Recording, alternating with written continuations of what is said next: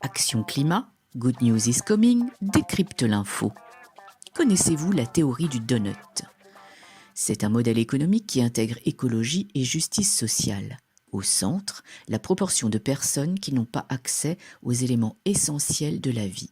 Ces fondamentaux sociaux sont la nourriture, l'eau, le revenu, l'éducation, la résilience, la représentation politique, un emploi, l'énergie, l'équité sociale, l'égalité des sexes et bien sûr la santé. Sur le bord extérieur, les limites planétaires, la vie dépend de plafonds écologiques qui ne doivent pas être dépassés. Une économie prospère réunit les 11 fondements sociaux sans dépasser les 9 plafonds écologiques.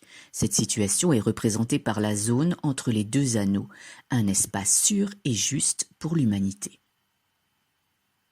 6 limites planétaires sur les 9 définies dans cette théorie du donut ont déjà été dépassées. Changement d'occupation des sols, changement climatique, perte de biodiversité, eau douce, cycle de l'azote et du phosphore, pollution chimique et plastique.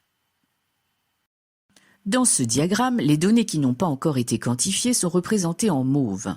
Faisons un zoom sur l'eau douce, la 6e limite franchie en avril 2022. La part de l'eau douce issue des précipitations atmosphériques se différencie en fonction de son utilisation dans l'environnement planétaire. L'eau bleue, c'est la part qui s'écoule dans les cours d'eau jusqu'à la mer ou qui est recueillie dans les lacs, les aquifères ou les réservoirs. L'eau verte est celle qui est absorbée par les végétaux.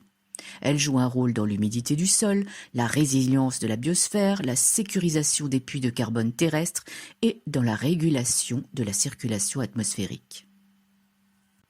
Mais d'où vient donc le concept de limite planétaire ?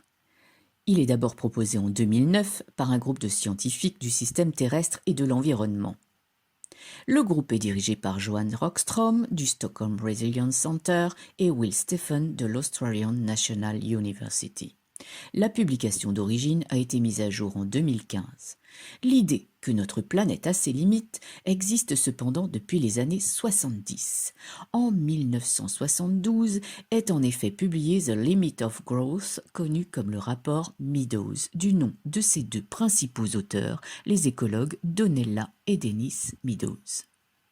Des mises à jour du rapport Meadows, commandé à l'origine par le Club de Rome, ont été publiées en 1992, 2004 et 2012. La théorie du donut, l'économie de demain en 7 principes, on la doit à l'économiste britannique Kate Raworth. Son livre, publié en 2018, est devenu un best-seller. Kate Raworth, économiste au programme des Nations Unies pour le développement, puis chercheur à Oxfam de 2011 à 2013, enseigne aujourd'hui à Oxford.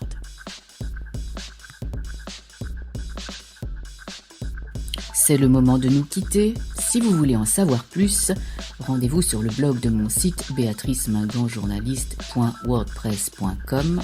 Vous y trouverez toutes les ressources que j'ai utilisées pour la création de ce podcast illustré en mode vidéo.